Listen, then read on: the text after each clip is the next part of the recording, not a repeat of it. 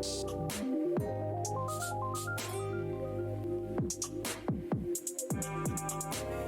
talk. Topics set the mood with real ones. Talk about this, talk about that, show love. If you want them good vibes, show up. Real talk with Relly B. What's up, y'all? I am Relly B, and this is Real Talk with Relly. I am back with season 3. I had a long maternity leave, okay? I didn't got engaged. I got a 5-month-old, but we back, and I'm in the building. I got my first guest of the season, and I'm geeked, okay? We got Charity. I'm so excited to be the first guest of the season. I'm honored. As you should be. You out here doing it big. Thank you so I'm much. scared of you. I was like, I had to have you. So first, before we get into all the questions, I ask the same thing every time. Who are you and what all you do? I'm Charity. I'm a singer-songwriter from the west side of Detroit. I said I sing, I write songs, I play guitar. Performing is probably my favorite part of all of that, though. So I have to say, like, I'm a performing artist. I really have fun creating a stage show and then performing as well. I'm also a creative director, a group chat founder. Okay. I'm like big on friendship and the role that I play in those spaces. So yeah, lots of You do it things, all. but I'm a creative at the end of the day. Okay, Yeah. okay. So you've been an artist for a while, but I feel like Detroit finally getting a taste. Like you everywhere. Yeah. How does that feel? If it's interesting because there are people that are like, I saw a comment. I don't know if this was a Detroiter or not, but it was a new person. They were like, normally when you discover a new artist, they aren't good writers yet. And I was like, I'm not a new artist, but I'm glad that you think I am. I've been writing songs since I was like 13, 14. So it makes sense that by now the songs are good. But it's just interesting for people to discover me and for me to be new to them. But for me to have had years of like Experience. trying different stuff and being depressed about when is it going to work? When is it going to click? But it feels like it's clicking now. It's clicking. Yeah. It's definitely clicking. So I read something that said you started playing the guitar around 13. Yep. 13, I was trying to go to the mall with my friends, about to go to high school. You trying to play a guitar. Yeah, I'm a generally, I should say, serious person. Like I'm looking for how I can learn and how I can grow and like, what am I going to do with my life? I think I even had that as a 13-year-old. But when I found guitar, there was like a natural chemistry that I had with the instrument and it kind of led me to songwriting. Okay. Songwriting is euphoric. Like I say that all the time. So I got addicted to the creative process very early. So I was still a teenager, a retarded teenager at that, but I was writing in the process. Okay, cool. Yeah. Cool. Okay, so talk to me about like your childhood or how did you become the artist that you are today? I have an older dad who had very specific and seasoned taste in music. So the music that we were listening to in our household, even the stuff that my mom played, was just very intentional.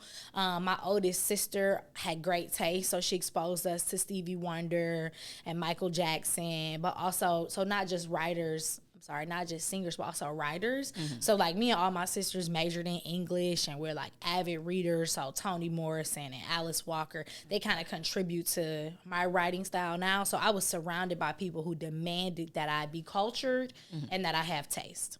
Okay, what's an artist that inspired you growing up then? I would say growing up, I was very inspired by India Ari. I was playing the guitar, she was playing the guitar, and I started off writing very like empowering, inspirational music because that's what India Ari was doing. She really kind of laid the framework of how to be a black girl and make soul music. So I was imitating her and Corinne Bailey Rae when I first started writing. Okay, cool. So we are going to get into like your music career. If you could put like your sound into 3 words. Vulnerable. It's like deeply vulnerable. It's empowering and it's Motown. Yeah. I like that. Let's talk about Cruel. How did that come about? So Cruel came about, I didn't write it super recently. I wrote it when I was in my outside era, kind of recovering from being in a long-term relationship, and I was just trying stuff. Okay. I'm a very sheltered kid. I was a very sheltered kid, homeschooled until the 11th grade. Couldn't have boy phone calls until I was 16. I was the relationship type. So when I wrote Cruel, it was me saying, no more relationships. I need to taste life. I want to feel what it feels like to just like do random casual stuff. But I'm really not built for that. And so I realized in the casual nature of things that there wasn't a lot of care. There wasn't a lot of intentionality. There wasn't a lot of responsibility for the woman after maybe intimacy takes place. And there was just a lot of cruelty. It felt cruel to me how, you know, men can kind of just disassociate and compartmentalize. So and ghost, because that's the word. It's really, ghost you. Yeah. And it's crazy. So can we just look at a little clip of Cruel so they can know what we're talking about?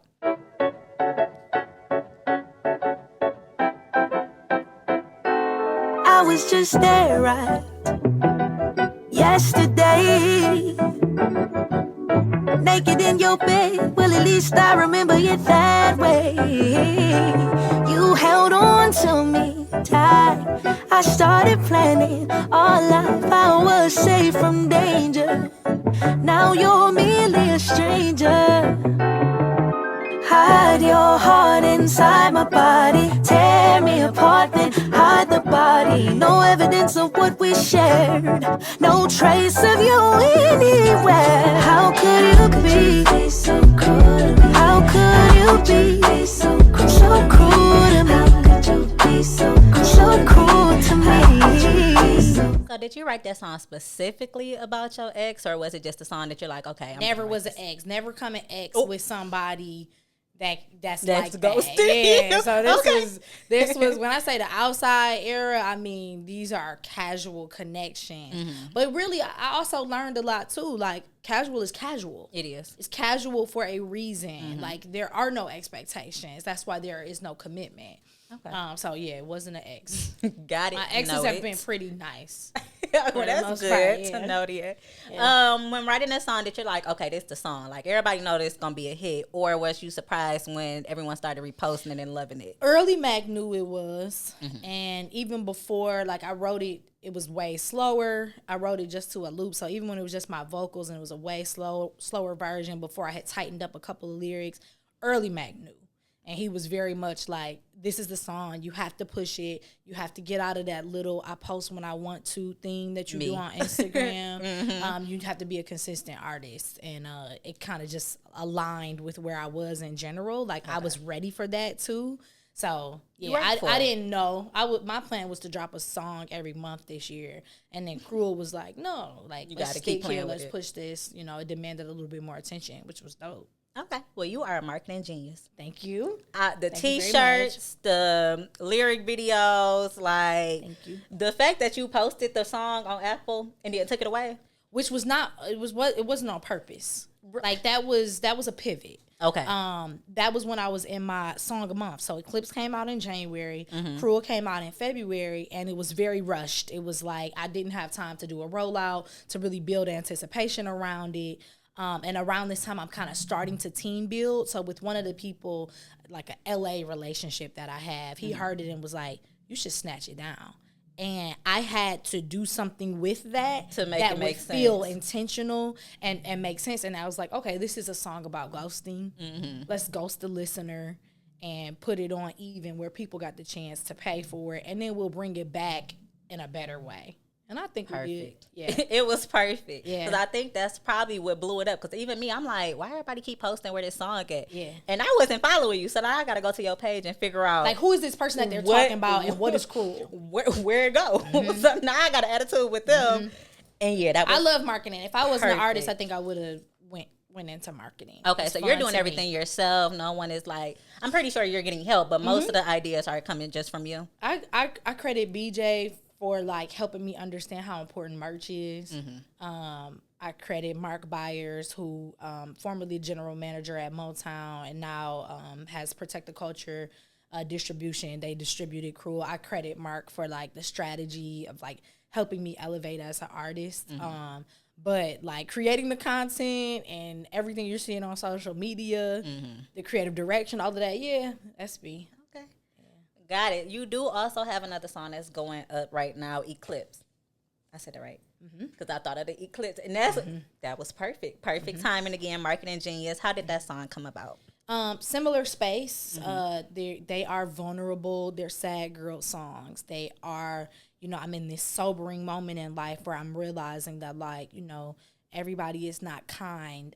Eclipse really represents somebody causing everything to go dark in the same way that an eclipse happens in nature, but somebody that is fundamentally smaller than you. I had a lot of fun writing Eclipse. I think it's one of my most poetic songs. Bars. It's very different than Cruel in that it's slow and emotional, but it definitely serves its purpose. Okay. Do you be crying when you're writing your music? Sometimes I cry, not from sadness, but from the euphoria of songwriting. When the idea clicks and it just kind of falls from heaven onto you, it is such a supernatural experience that I have cried from just like how overwhelmed I am at how good that feels. Yeah. And so take us, like, what's your writing process? Do we go in a room and turn the lights down? Are you a studio type of writer? Yep. So in my home studio, though. Okay. So I try to set it up in a way where I'm inspired by the room in general. So, like, there's Beyonce photos. I'm a big Beyonce fan. So there's a Beyonce wall in my studio and plants and lights that I can play with to create a mood. But if I'm not writing on guitar, I'm typically finding a loop that I'm inspired by on Splice, and I dig in the gospel beat packs. So like I'll find some organ that was in a gospel loop pack, but I'll translate it into an R&B soul context when I start writing. If I get writer's block or I start to judge my ideas, I'll stop and smoke. Smoking has been very it's just very helpful for me. And I started smoking later in life, but what it does for my creativity, like when people say they can't smoke without having panic attacks, I'd be so sad for them because it just affects me in the best of ways. And typically I write the first verse and the hook in one setting, and then I'll come back to it and finish it within the week. Let it breathe a little bit and come back. Yeah. So I know you started young, but you do a lot of performances with live orchestra. That's incredible. Like most artists can't do that. So how did you start doing that? So I think playing guitar kind of like lended itself to me being in spaces where I was playing with live bands. But I started working with a guy named Drake Pfeiffer from Urban Organic when I was probably not even 20 yet. And he was giving me opening slots on shows like Eric Roberson and Layla Hathaway, Eric Benet, like the neo-soul artists. And at one point I was sitting on my stool playing guitar, opening for these songs, and I realized with the audience response that I had to grow, that I had to build my relationship with like command and crowd control. But I've definitely been performing for a solid, I did the Ribs and Soul Fest when I was 16. Oh, really? So I've been performing. I performed at that a couple times. Yeah, for a long time. And you just get better when you keep doing something. Okay, that's not. Yeah, most people throw the instrumental on, go on stage and stuff. You like, nope, I got this person. And that's pretty cool. Is it your band or you just work with different people? For the most part, I try to stick with the same guys. Sometimes people don't have the availability, or maybe they get a tour. So I have, relationships with a couple drummers, couple guitar players. But for the most part, I've built a relationship with those guys. Okay, let's talk about Tiny Desk. Yeah. First of all, congratulations. Thank you. You prepared and dropped that whole video in, 12 hours? Yeah, about 12 hours. How was that? It was a level of adrenaline that I've never touched before. Okay. And I really couldn't come down from it. Like for days after the experience, my adrenaline was so high, but in a good way. It felt euphoric. But yeah, I decided that, I've been working through a lot of stuff in therapy, and just also as an artist, working through how sometimes I'll talk myself or think myself out of things. I got a text like, "Where's your Tiny Desk submission?" I was like, "You're absolutely right." So put the call to action out on Instagram, but then I also had to make a million calls just to like make it make sense. By 4:00, we had booked the studio, all the musicians. I think we started filming at 7, so we did have to rehearse. Some of the guys that did Tiny Desk with me, because it was day of, these are not my typical musicians that I play with. And also Cruel was brand new, so even if it was, they would not have played it before. Now we got to rehearse. So we had to rehearse. Film, like, we had to get the kinks out of it. And then we filmed it. I think we did 2 or 3 takes. And then the audio engineer had to mix the audio. The videographer had to go home and prepare to upload it to YouTube. He was waiting on the audio. I think we got the audio to him with like 30 minutes to spare. Uploaded it. And then I would have been in the corner crying. I was so Stressed. calm. It was a God thing. I was so calm. Like with 9 minutes to spare, we submitted it, and through the whole process, I was just like, "It's gonna work. Like it's gonna work," and it did. It had already worked for me before I heard back from them about being top 45. I was already like, I learned so much about what I'm capable of. I learned so much about how community will get behind me that it was already a win, and then it became like.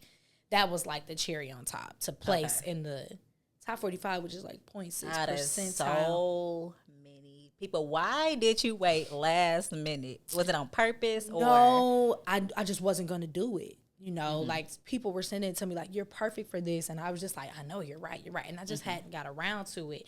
I also do kind of have an addiction to adrenaline. Like we talk about procrastinators, like where procrastination comes from. I have an addiction to what it feels like to have to get a bunch done in a little bit of time, and then I actually get it done. It makes me kind of like want to beat my chest and scream at the like top of my lungs, like, yeah. So I think some of it is that with me too. I'm learning now that there's more going on. I have to be more prepared. That shit is not sustainable. But I've pulled so many things off in the nick of time that like, you know, I try it sometimes. And Tiny Desk was one of them times that I did. I'm getting better. Any advice you would give like an artist that's like, oh no, I don't want to submit my tape, or no, I'm cool, I don't have time. Like any advice you would give an artist for that? Yeah, I think that for me, what has caused the shift for me this year is that I did my inner work. I think we think about like you need to make your visuals better. You need to post more consistently on social media. You need a bop. You actually need to heal. There is typically something that happened that makes it difficult for you to see yourself as a worthy creative. And that affects how you create, how often you create, and how willing you are to share what you created with the world. And so I've been in therapy for 2 years consistently in August, and therapy has helped me to go back through my memories and find the places that wounded me as an artist and heal them so that I can actually show up as who God created me to be. So I don't have any creative advice. I have go do your inner work advice and see how things start to shift for you. And that's good advice. Yeah. Okay. Cool, I'll take it, because that's definitely me. I'd be like, I don't like the way this look. I'm not posting it. Yeah, and you get the people like, just post it anyway. Like, no. We be having imposter syndrome really bad. Because I want to be a perfectionist so bad. Yep. So I hate stuff that look a little bit off. I don't want to post it no more.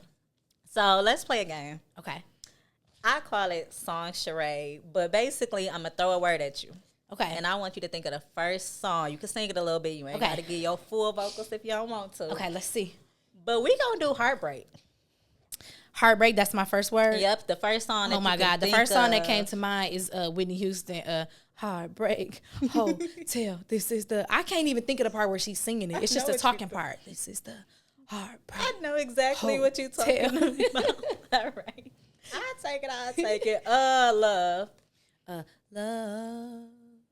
So many things I got to tell you, but I'm afraid I don't know how. Okay. I'll take that one too. Let's go with Boyfriend. Isn't there a B2K song? Oh no, that's Girlfriend. Boyfriend. That's actually a hard one. But can I call a friend? You could do Let's do Friend. I was about to ask you to help me with it. friend, just a friend comes to mind. Okay. But you say I'm just a friend, but you say I'm just a, like that one. oh like baby, you, yeah. What about Tears? Is that hard? Tears. Oh, tears, I cried. There's a lyric coming. Tears.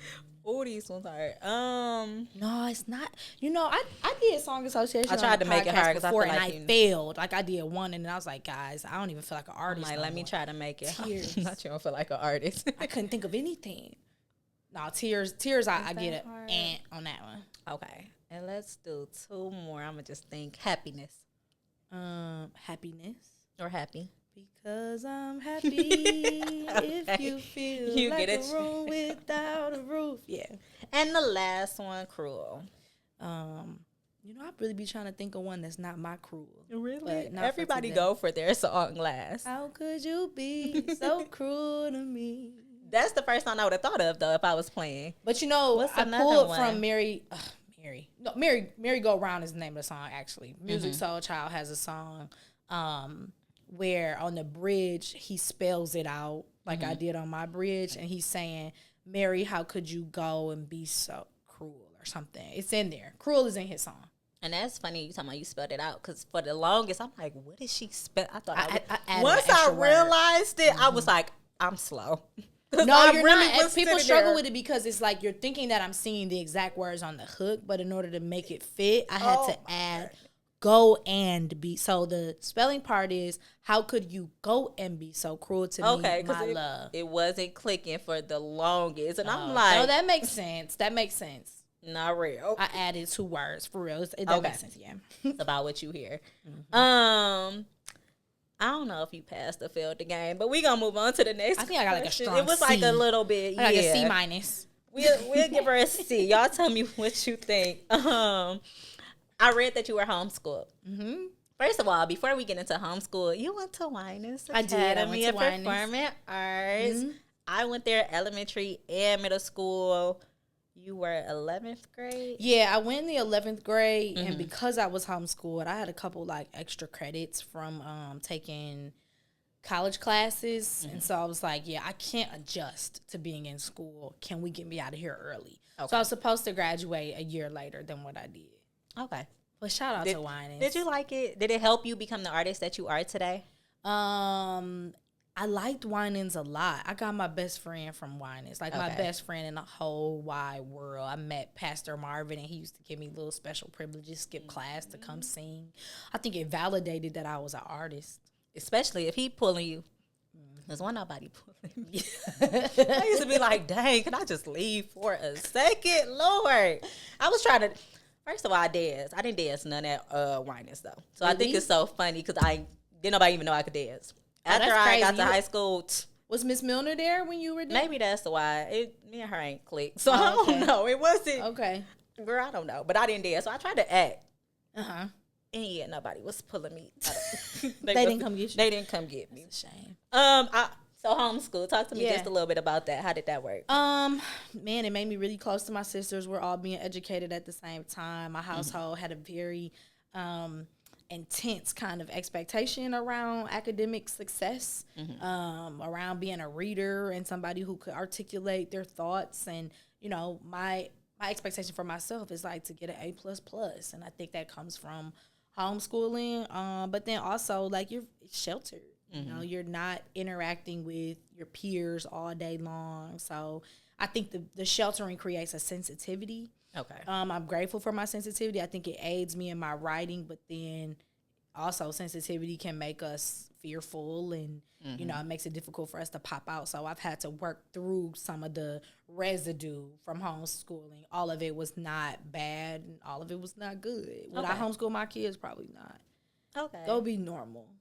Someone gonna be normal. Yeah. It was normal. I do get a lot of people that say like they hated it. They didn't want to be homeschooled. They were Oh, forced. when I was being homeschooled, I hated it. But then when I went to Winans, you like, no. I was shell shocked because I had never been in an environment where I had to ask to use the bathroom, and I'm like, oh no, I'm too much of an individual. Walking It's lines too late. and Yeah. Oh no, high school. I don't know if high school was walking in But the line, raise your hand thing, I'm like, oh, I understood why I had to ask, but I'm like, I just I ain't never used to did this. So let's get me to college where there's a little bit more independence. Okay. Yeah. So you went straight to college after 11th grade. Yep. So after my 11th grade year. Okay. So I just missed 1 year. Nothing too crazy. The last year. Yeah, the last one. Yep. Well, that was cool. Yep. You in college, everybody else still in high school. I would have been laughing. Okay. Outside of being an artist, a performer, a writer, who is Charity? I am a lover. I'm a very tender-hearted girl. Truly a writer. I could write anything. I'm a person who is so eager to communicate and to get these words out of me that if I'm not writing a song, I am running my mouth. Deeply connected to my sisters and my best friend. But I'm a creative. Like, I realized that in my relationship that, like, I'm such a creative that I filter everything, all my experiences, every choice that I make through the lens of, is this creative or what can I create with this? So, yeah. Okay, well, we're going to get ready to wrap this up. Everybody is playing Cruel or even Eclipse in their car. What are you listening to? I'm always listening to Frank Ocean, specifically in the summertime. I go back to Channel Orange. It's my summer album. I'm listening to Cowboy Carter, not as much now because I ran it into the ground, like bad when it first came out. That'd be the worst when you keep playing this song. I ran it into the ground. Ooh. I love JP's song, Bad Bitty, like when I just need to get my energy up. I'm so impressed by him. I think he's such a great singer. It's like an old school vibe. Like, for him to have that voice, I'm like, this is so it special. gives granddad, don't it? Yeah. First of all, I think I might have heard the song first. Because everybody was playing it on TikTok. And then I'm like, wait, who is this? And I'm like, really? This is who this is? Yeah, it don't make sense. He was an athlete. Like, I'm so fascinated by him. Yeah. But yeah, I'm a big Frank Ocean and Beyonce fanatic. So in terms of what I'm always listening to, they're in there. Okay. Well, what is next for Charity? Any songs, performances, movies, or anything? Yeah. So we got some shows coming up. The Riverfront Festival on the Sunday, I believe, is July 21st. I'm performing there. I know Monica, Kiki Wyatt, some others just like powerhouses in R&B. So I'm excited to be on the same stage as them that day. Yeah. Also, African World Festival. That's actually the week prior to that. I should have said this show first. So July 13th, I'm doing African World Festival with a full band. So that's going to be a really cool show. Headed to Little Rock on August 31st. Traveling. Yeah. And I'm going to put out an EP this fall and perform my own show. Okay. Hope to sell out a bigger venue than I've been able to sell out before. Invite me. Yeah. Because if you don't, I'm going to send you this clip. We'll make sure you're there. We'll do like a backstage, like exclusive or something. Oh, I would love that. Yeah. Okay, because I definitely will bring my mic. But yeah, that's what we're working on. I want to perform a lot. I want to get into Detroit spaces that maybe don't know me yet. So yeah. I don't know how many people don't know you, Charity, but wow. Cool. I love to hear that. Cool. I'm telling you, like, you're everywhere. It's crazy. So I was so glad to have you. Thank you so much. As my first episode back. First episode, season 3. Y'all tap in. Well, thank you for coming. Thank you for having me. Any shout outs before I get to my closing? No, go grab a Cruel tea. If you're not streaming Cruel, stream Cruel. If you haven't shared it on your story or with your group chat, help me out. All of that just helps so much in getting this song to the world, and in me being able to really sustain my life with artistry. So that's how I'll end. All right. Well, until the next episode, bye.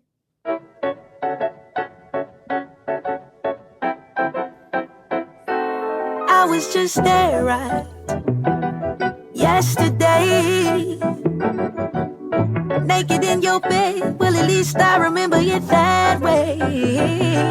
You held on to me tight. I started planning our life. I was safe from day.